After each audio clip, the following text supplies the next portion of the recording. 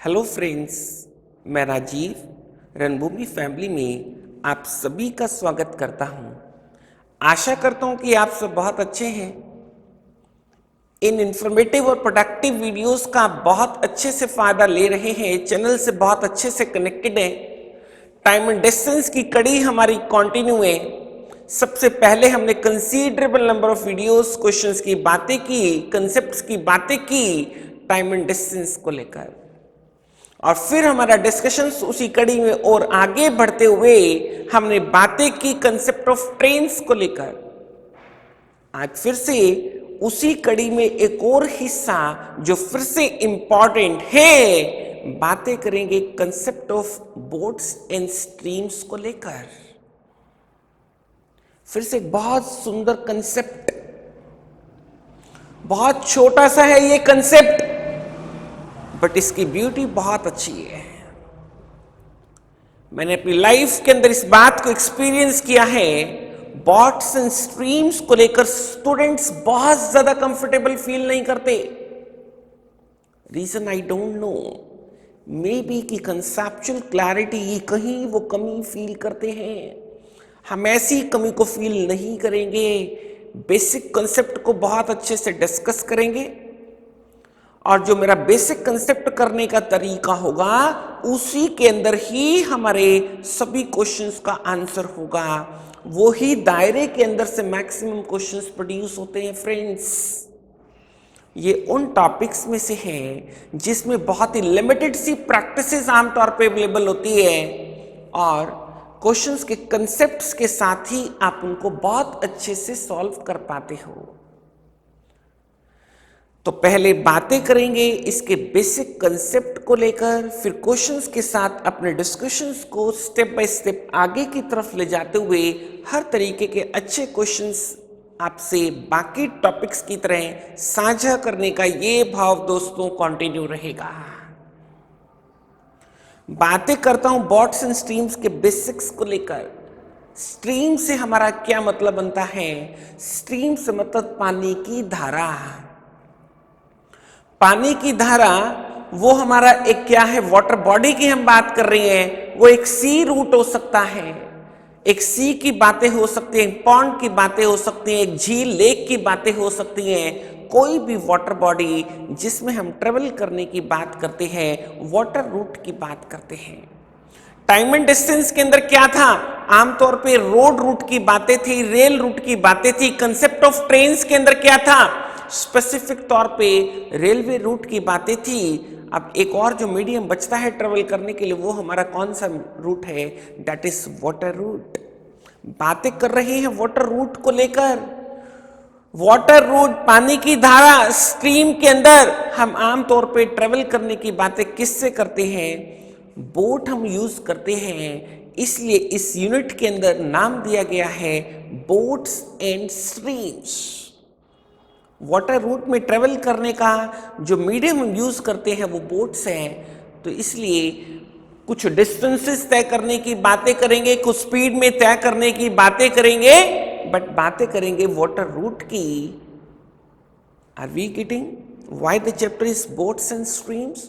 फिर भी time and distance से ही रिलेटेड है। हम बातें कर रहे हैं स्पीड की, बातें कर रहे हैं डिस्टेंस की, बातें कर रहे हैं टाइम की, but in context to what? Water root. That makes a different one. Similarities और dissimilarities की बातें करेंगे। किस तरीके से लैंग्वेज हमारी टाइम एंड डिस्टेंस से मिलती है, और किस तरीके से क्वेश्चंस में एक डिफरेंस कंसेप्चुअली भी क्रिएट होता है। बात को आगे बढ़ाते हुए यहां पे दो तरीके की कंडीशंस हमारे सामने हो सकती है। जैसा कि हम कई बार साइकिलिंग करते हैं, दो तरीके की एयर हमारे पास, एनवायरमेंट कंडीशंस हमारे पास हो सकती है। मौसम में हवा नहीं है, wind is not blowing. Sometimes wind is blowing at high speeds. हवा की गति तेज है। जब हवा के अंदर कोई गति नहीं है, जिस रेट से आप साइकिलिंग करते हैं उसी रेट से हमारी साइकिल मूव करती है।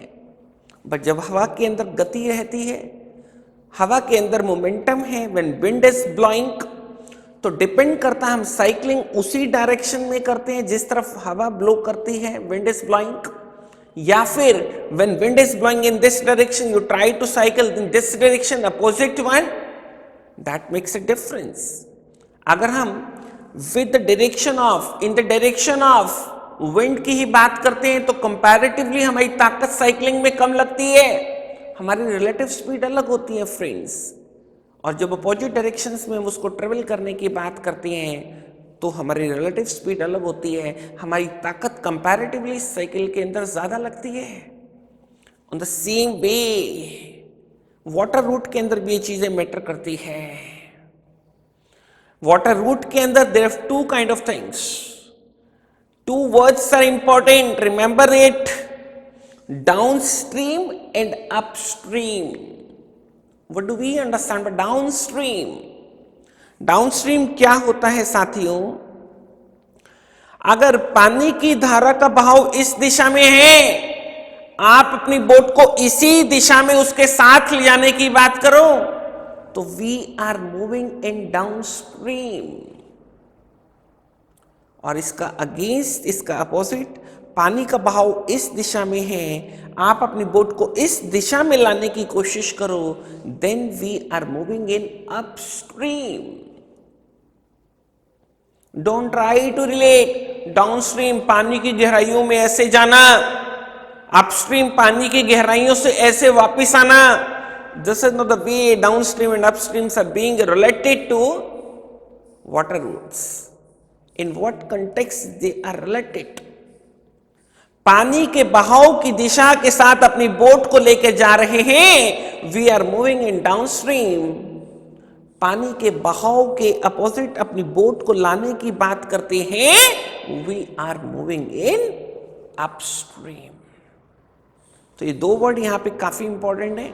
हर क्वेश्चन के अंदर इन बातों को आपको नोटिस करने को मिलेगा। जो वाटर रूट का, बोट्स एंड स्ट्रीम का बेसिक कंसेप्ट है वो इन दो वर्ड्स के इर्द गिर्द ही घूमता है, downstream and upstream. This is an indication of the directions. What happens basically, step by step मैं दोनों की बातें आपसे साझा करता हूं फ्रेंड्स। पहले बातें करता हूं डाउनस्ट्रीम को लेकर।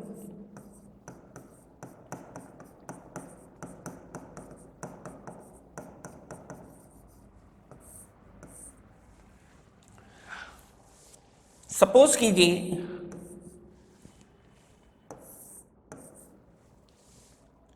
You and we are considering this is speed of boat in still water and this is speed of river current.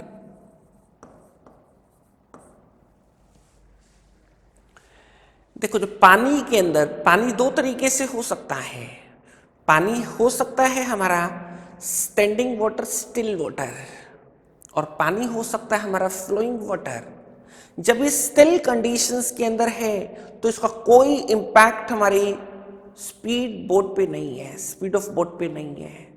Speed of boat जितनी हम सेट करेंगे स्टिल कंडीशंस के अंदर, वो उसी रेट से ही मूव करेगी, उसी रेट से ही वो डिस्टेंस तय करेगी। But it makes a difference when we are talking about कि उसके अंदर बहाव है, when water is flowing. When water is flowing there will be two conditions, one is downstream, another one is upstream. पानी के बहाव की दिशा में अपनी बोट को ले जाना, डाउनस्ट्रीम डायरेक्शन में जाना, पानी के बहाव के अपोजिट अपनी बोट को ले जाना, अपनी बोट को अपस्ट्रीम डायरेक्शन में ले जाना। हम बातें पहले किसकी कर रहे हैं? डाउनस्ट्रीम की। u किलोमीटर पर आवर मैं क्या कंसीडर करता हूं? Speed of boat in still water. Still water के अंदर जो बोट की स्पीड हम मान के चल रहे हैं उसको u मान के चल रहे हैं, और v हम किसको मान के चल रहे हैं? That is the speed of river current, speed of water that is there in the river, in the water body. अब ये बात नोटिस कर सकते हैं हम, we are moving in downstream तो downstream speed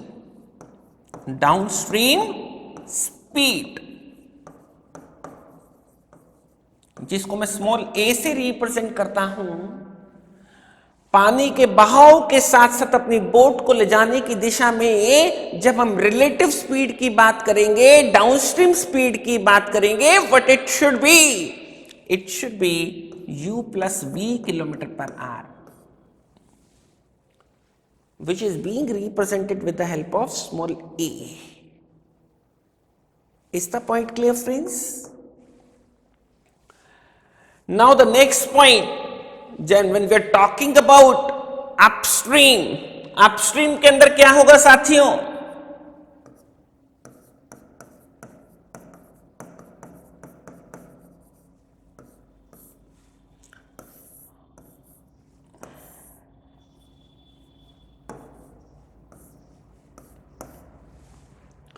U and V again. पानी के बहाव की दिशा सेम है, अपनी बोट को अपोजिट डायरेक्शन में लाने की बात कर रहे हैं, विपरीत। तो इस वक्त जो हमारी अपस्ट्रीम स्पीड होगी, जिसको मैं स्मॉल b से रिप्रेजेंट करता हूं, what it should be u minus v kilometre per hour.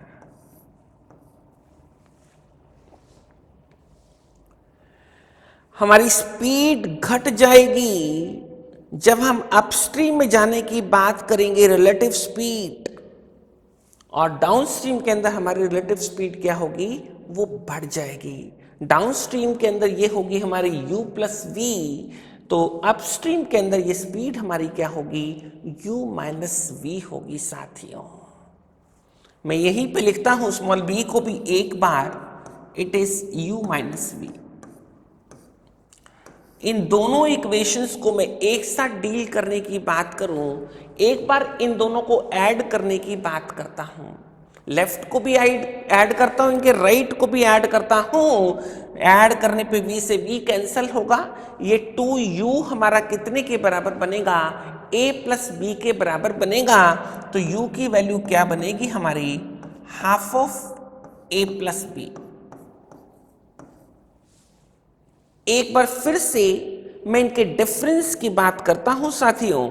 इनके डिफरेंस के अंदर जब मैं a माइनस बी की बात करता हूं लेफ्ट पे, तो राइट पे क्या होगा, इस बार u से u कैंसिल हो जाएगा और माइनस माइनस के साथ नीचे वाला v प्लस हो जाएगा। Two v should be equal to a minus b. तो v की वैल्यू क्या होगी हमारी, half of a minus b. This is important. What it means, अगर हमारे पास डाउनस्ट्रीम स्पीड है, हमारे पास अपस्ट्रीम स्पीड है, then we can comment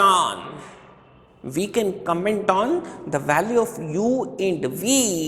U is where the speed of boat in still water and v is the speed of the river current.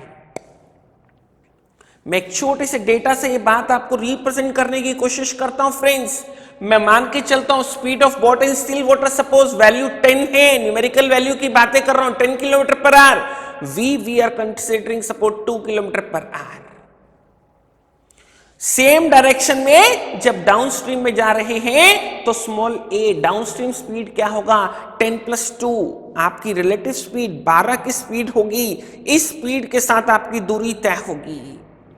और upstream में अगर मैं data की बात करूं, 10 और 2, 10 we are considering speed of boat in still water, 2 we are considering that is the speed of the river current. Then if we are considering they are moving in upstream against stream, small b, u minus v it is, आपका जो relative speed होगा इस case में वो क्या होगा, 10 minus 2, it should be 8 kilometre per hour. Upstream के अंदर of course value of u should always be greater than v। अगर u की वैल्यू v से ज्यादा है तभी बोट हमारी मूव करेगी, अदरवाइज तो वो मूव ही नहीं कर पाएगी। तो अभी जो डेटा हम कंसीडर कर रहे हैं उसमें 12 जाने की स्पीड डाउनस्ट्रीम स्पीड और b स्मॉल a हमारी 12 किलोमीटर पर आवर है और स्मॉल b हमारा क्या है 8 किलोमीटर पर आवर है। अगर स्मॉल ए की वैल्यू डाउनस्ट्रीम स्पीड हमारे पास 12 है, अपस्ट्रीम स्पीड हमारे पास small B that is equal to 8 kilometre पर आवर, दोनों को ऐड करके हाफ कर दो। दोनों को ऐड करके हाफ करने पे मुझे 10 मिलेगा, that is the speed of boat in still water. दोनों के डिफरेंस की बात करता हूं, 12 और 8 का डिफरेंस 4 का हाफ कर देता हूं, इसको यूज किया तो फिर मेरे को क्या मिलता है 2 kilometre per hour.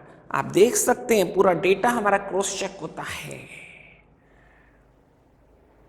I hope friends हम डाउनस्ट्रीम और अपस्ट्रीम की लैंग्वेज को थोड़ा समझ पा रहे हैं, उसको यू वी और ए बी की लैंग्वेज के साथ समझ पा रहे हैं।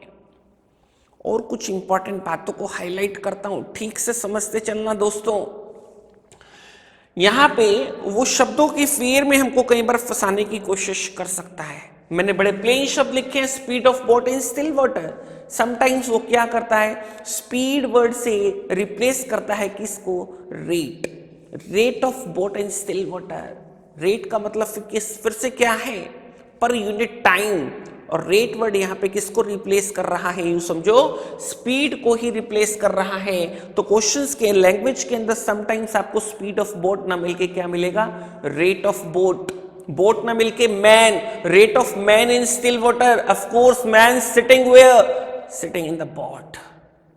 तो rate of boat in still water, rate of man in still water, speed of man in still water, इस तरीके की लैंग्वेज के साथ हमें कनेक्ट हो जाना है जल्दी से, हमें वहां पे कंफ्यूज नहीं होना। इसी तरीके से speed of river current, it may be current of river, it may be velocity of water, it may be rate of water, it may be rate of river. कुछ इस तरीके के वर्ड्स और लैंग्वेजेस वहां पे हमको मिल सकते हैं। अगेन बी केयरफुल, हमको ठीक से आइडेंटिफाई कर पाए। Are we getting the points friends? तो ये कुछ इंपॉर्टेंट बातें हैं जिसका हमने ध्यान रखना है। एक और बात यहां पे हम क्लियर कर लें, जैसे डाउनस्ट्रीम वर्ड हमारे सामने आता है, डाउनस्ट्रीम या अपस्ट्रीम वर्ड हमारे सामने आता है, तो उन वर्ड्स का क्या मीनिंग बनता है। डाउनस्ट्रीम सिर्फ एक डायरेक्शन का इंडिकेशन है, अपस्ट्रीम सिर्फ एक डायरेक्शन का इंडिकेशन है। डायरेक्शन मतलब डाउनस्ट्रीम में डायरेक्शन की बातें करो तो we are moving along with the river current.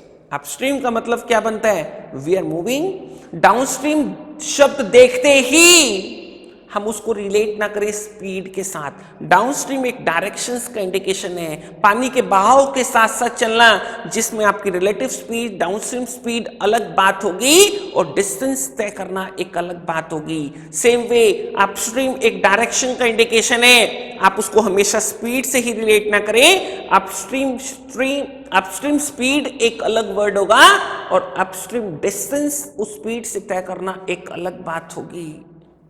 सिर्फ डाउनस्ट्रीम शब्द देखते, अपस्ट्रीम शब्द देखते उसको स्पीड से ही रिलेट करना, हमेशा ऐसी धारणा गलत हो सकती है। वो स्पीड से भी रिलेट कर सकता है, वो डिस्टेंस से भी रिलेट कर सकता है। Be careful friends.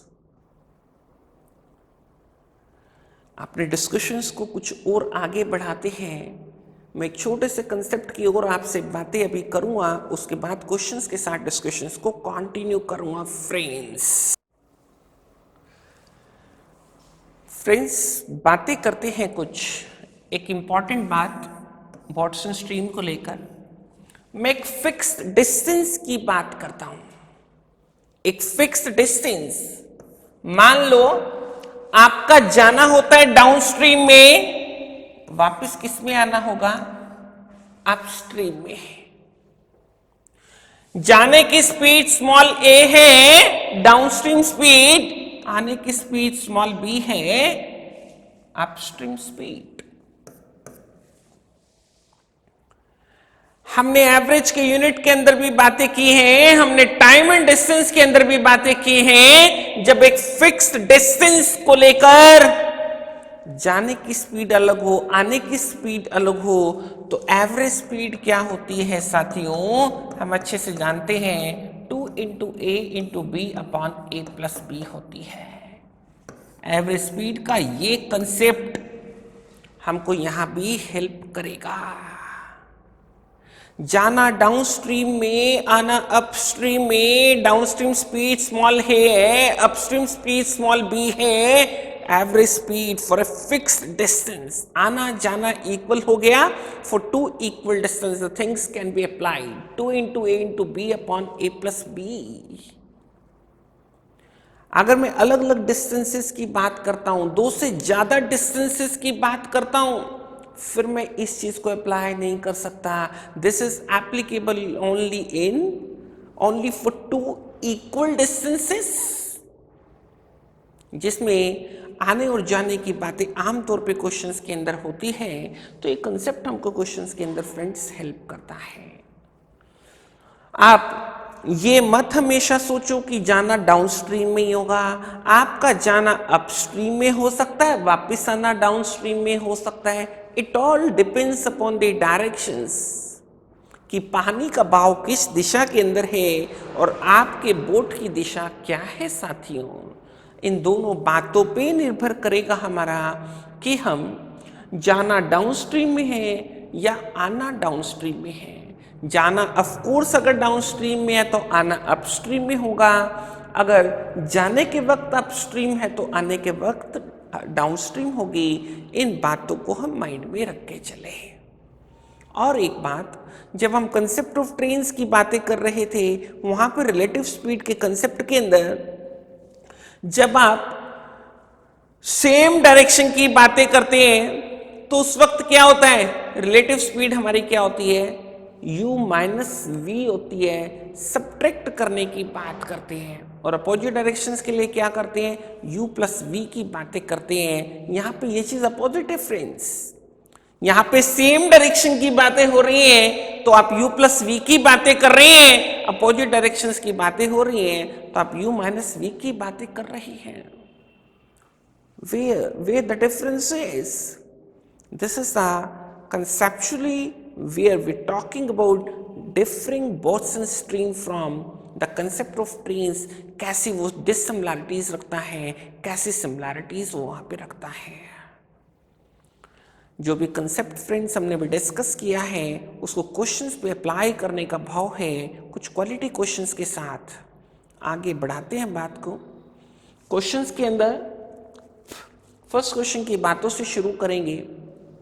इस बात को बहुत अच्छे से नोटिस करेंगे फिर से हम, कैसे टाइम को सेव करना है, कैसे ज्यादा से ज्यादा ओरली या फिर मिनिमम राइटिंग के साथ क्वेश्चंस में कैसे कनेक्ट होना है। ऐसी लर्निंग पे हमारा स्पेशल फोकस फिर से रहेगा साथियों। तो इसका हिस्सा फिर से बनने की कोशिश करते हैं। लर्नेड कंसेप्ट्स को अप्लाई करने की बातें करेंगे। बोलता है speed of A motor boat is, speed of motor boat that is current of river. Motor boat की स्पीड स्टिल वाटर में 36 हिस्से, तो करंट ऑफ वाटर हमारा 5 हिस्से। 36 और 5 41 हमारी डाउनस्ट्रीम स्पीड। अपस्ट्रीम स्पीड हमारी क्या होगी, 36 में से 5 घटा देता हूं, 31 हिस्से। ये इनकी स्पीड की रेशो है। स्पीड की रेशो डाउनस्ट्रीम के अंदर 41 हिस्से, तो अपस्ट्रीम के अंदर 31 हिस्से। अगर मैं बातें करता हूं एक how much time will it take to come back, एक फिक्स डिस्टेंस जाने की और फिर वापस आने की, डिस्टेंस फिक्स है। अगर स्पीड की रेशो 41-31 है तो टाइम की रेशो क्या होगी, क्या उल्टा होगी, 31-41 होगी। अगर डाउनस्ट्रीम में 31 से टाइम लगेगा तो उसी डिस्टेंस को अपस्ट्रीम आने में 41 हिस्से टाइम लगेगा। और वो हमारा 31 हिस्से किससे रिलेट होता है, along with the current time is 5 घंटे 10 मिनट, 5 घंटे 300 मिनट और 10 मिनट और मिलके टोटल कितना बन गया, 310 मिनट। 31 हिस्से मेरे 310 से रिलेट होते हैं, एक हिस्सा मेरा 10 से रिलेट होता है, 41 हिस्से मेरे 410 से रिलेट होते हैं। 410 का मतलब क्या बन गया, 6 hours 50 minutes। यही क्वेश्चन की डिमांड थी। How much time will it take to come back? 6 घंटे 50 मिनट का टाइम लेगा। मिनट के फिर से अगर आवर्स बनाने हैं तो 50/60 5/6 की बातें कर सकते हैं। 6 is to 5/6 that is friends. कैसे क्वेश्चन को हमने आसान कर लिया। बहुत ज्यादा उनकी स्पीच को कैलकुलेट ना करते हुए, डिस्टेंसेस को उनके बीच में ना कैलकुलेट करते हुए, आने की दूरी नहीं मालूम, जाने की दूरी नहीं मालूम, जाने की स्पीड नहीं मालूम, आने की स्पीड नहीं मालूम, बट क्वेश्चन को कैसे आंसर करना ये जरूर मालूम है। टाइम को कैसे सेव करना है ये जरूर मालूम है। यही चाहिए हमको। आगे बढ़ते हैं। A man takes 20 minutes to row 12 kilometre upstream, which is 1/3. बोलता है 20 मिनट का समय लग गया। किस चीज में? 12 किलोमीटर अपस्ट्रीम में, which is 1/3 more than the time. ये 20 मिनट का टाइम किससे ज्यादा है? The time it takes on his way downstream. Downstream में हमेशा सेम डिस्टेंस के लिए टाइम कम लगता है क्योंकि स्पीड ज्यादा होती है। कंसेप्चुअल बातों को हमने बहुत अच्छे से डिस्कस किया है।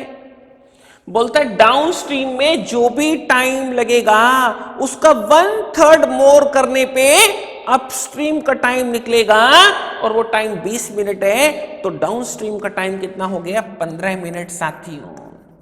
15 मिनट का 1/3 5 मिनट मोर करके 20 मिनट। आगे क्या मांगता है? Speed of boat in still water मांगता है। यूं समझो कि 12 किलोमीटर 20 मिनट में तय होते हैं। 12/20 और ऊपर 60 से गुना कर देता हूं, मिनट्स के आवर्स बना देता हूं। 12 का 3 गुना करना है सिंपली। 36 kilometre per hour. ये उसकी कौन सी स्पीड है? ये उसकी बन गई upstream speed. Upstream speed small b का वैल्यू है ये। आगे इसी 12 किलोमीटर के डिस्टेंस के लिए उसको 15 मिनट लगते हैं डाउनस्ट्रीम में। 12/15 गुना 60 कर देता हूं, मिनट के फिर से आवर्स बना देता हूं। इस बार 4 गुना कर दो। मैं जब 12 का 4 गुना करूंगा तो 48 किलोमीटर पर आवर। ये कौन सी स्पीड है? ये डाउनस्ट्रीम स्पीड है। ये स्मॉल ए की वैल्यू है। डाउनस्ट्रीम स्पीड हमारे पास है, अपस्ट्रीम स्पीड हमारे पास है। दोनों को ऐड करके उनका डिफरेंस, ऐड करके हाफ करता हूं, डिफरेंस करके हाफ करता हूं। जब ऐड करके हाफ करता हूं तो क्या मिलता है? Speed of boat in still water. और डिफरेंस करके हाफ करता हूं तो मुझे क्या मिलता है? That is river current. अभी उसने हमसे स्टिल वाटर की स्पीड मांगी है, तो 48 और 36 इनका सेंटर पॉइंट, इनको ऐड करके हाफ करने की बात करूं तो 84 का आधा कितना बनेगा? 42 kilometre per hour. That should be the answer for question. क्या साथियों क्लियर है? क्या पानी की धारा के साथ साथ हम बह रहे हैं? बहते चलो, आगे बढ़ते हैं। A man can row 7.5 kilometre per hour still water. Still water में 7.5 की स्पीड है और पानी की धारा की स्पीड में है 1.5 किलोमीटर इन आवर। पानी की धारा 1.5 and the speed of boat in still water that is 7.5. Downstream speed U plus V it is 9 kilometre पर hour. Small b upstream speed that should be equal to 7.5 पे से 1.5 कम कर दो, it is 6 kilometre पर hour. जाने की downstream speed मान लो 9 किलोमीटर पर आवर है, आने की मान लो अपस्ट्रीम स्पीड 6 किलोमीटर पर आवर है। फिक्स डिस्टेंस के लिए एवरेज स्पीड जो होगा वो 2 × 9 × 6/15 होगा।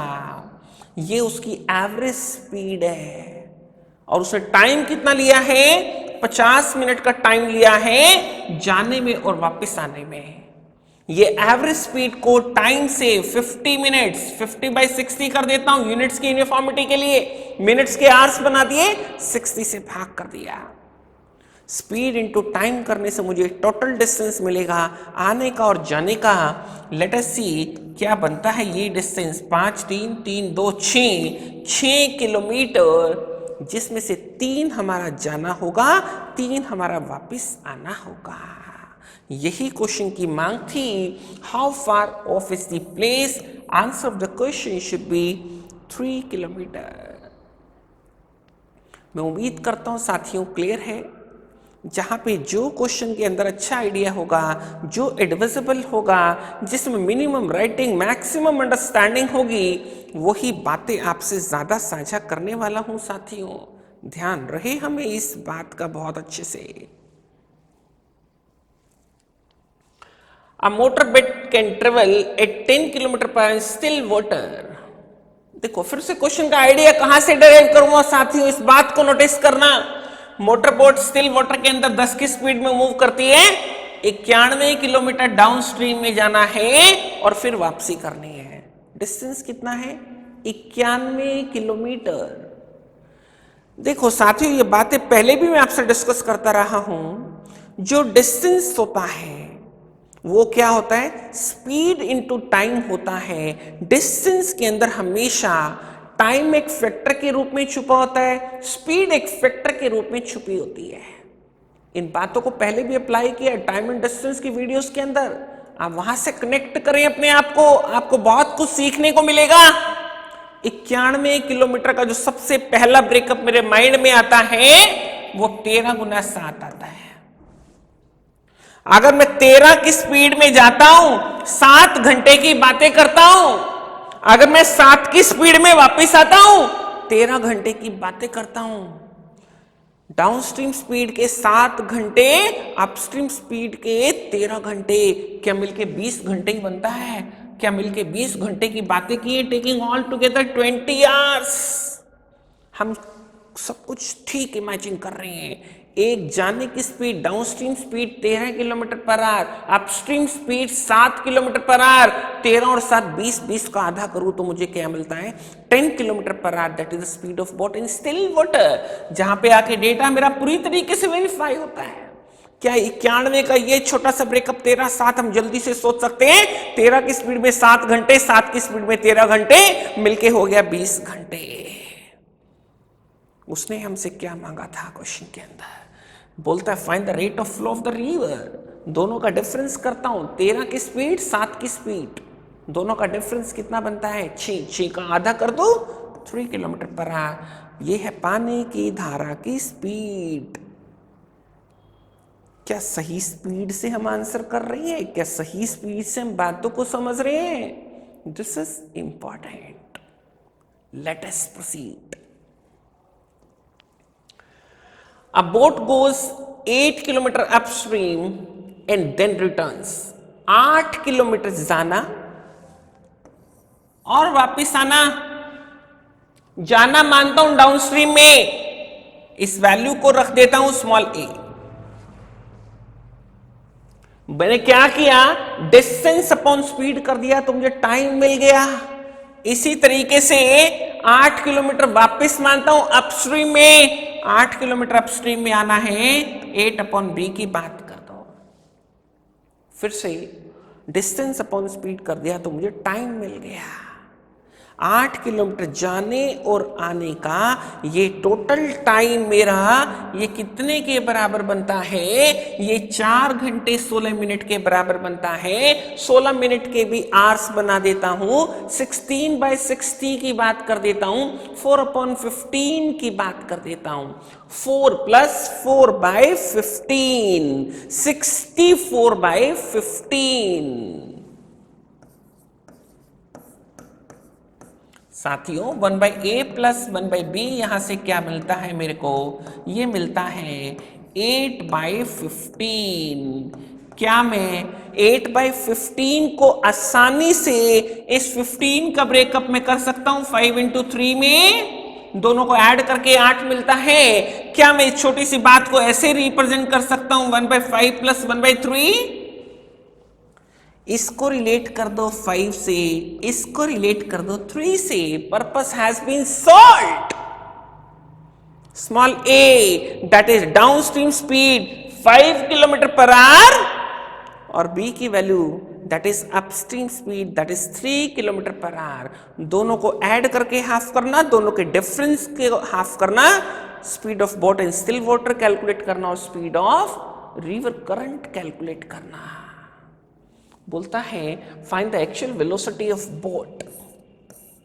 Actual means we are looking for कि स्टिल वाटर में उसकी स्पीड क्या है, दैट इज 5 + 3 8, 8 का हाफ करता हूं तो 4 kilometre per hour, that should be the answer of question. और इनका डिफरेंस करके हाफ करता हूं, 2 का हाफ करता हूं तो 1 kilometre per hour, that should be the velocity of current. Again the tongues are satisfied and we are also satisfied. Is the question clear friends? फिर से कुछ नया सीखने को मिलेगा, हर बार कुछ नया होगा। हो सकता है ऐसी बातें हमें आमतौर पे बुक्स में साझा करने को ना मिले साथियों। बहुत इफेक्टिव रह सकती है ये लर्निंग। कैसे रेशियोज का, कैसे डायरेक्टली प्रोपोर्शनल, इनवर्सली प्रोपोर्शनल का, कैसे कंसेप्चुअल अंडरस्टैंडिंग का, कैसे मिनिमम राइटिंग का, कैसे ऑप्शंस का साथ लेना है, कैसे मैक्सिमम टाइम को सेव करना है, हर तरीके की बात पे फोकस करें साथियों। कंपटीशन इन्हीं चीजों से बनता है, आपकी स्ट्रेंथ यही है साथियों, इन्हीं से स्कोर बनता है। अपने स्कोर को एक बहुत अच्छे स्कोर में कन्वर्ट करने के लिए ऐसे माइंडसेट के साथ आगे बढ़ो, ऐसी प्रैक्टिसेस के साथ आगे बढ़ो। तो आई होप कि आपके माइंड को ओपन करने के लिए ये वीडियोस आपको काफ़ी हेल्प करेंगी। आप सीखते चले, हम सब इस लर्निंग को एक्सटेंड करने का, एनहेंस करने का ये भाव साथियों आगे भी कंटिन्यू रहेगा। हम अपने डिस्कशंस को डे बाय डे ग्रो करते रहेंगे। आज बोट्स एंड स्ट्रीम के हमने बेसिक कंसेप्ट्स की बातें की, उससे रिलेटेड कुछ बेसिक क्वेश्चंस की बातें की और भी कुछ क्वालिटी क्वेश्चंस के साथ बोट्स एंड स्ट्रीम का ये कंसेप्ट कंटिन्यू रखेंगे साथियों। आज मैं अपनी वाणी को यहीं पे विराम दूंगा, अपने शब्दों को यहीं पे विराम दूंगा। क्वेश्चंस की इस कड़ी में यहीं पे अपने आप को रोकते हुए उम्मीद करता हूं कि चैनल को स्प्रेड करने में आप मुझे हेल्प कर रहे हैं, करते रहेंगे। थैंक यू फ्रेंड्स, धन्यवाद।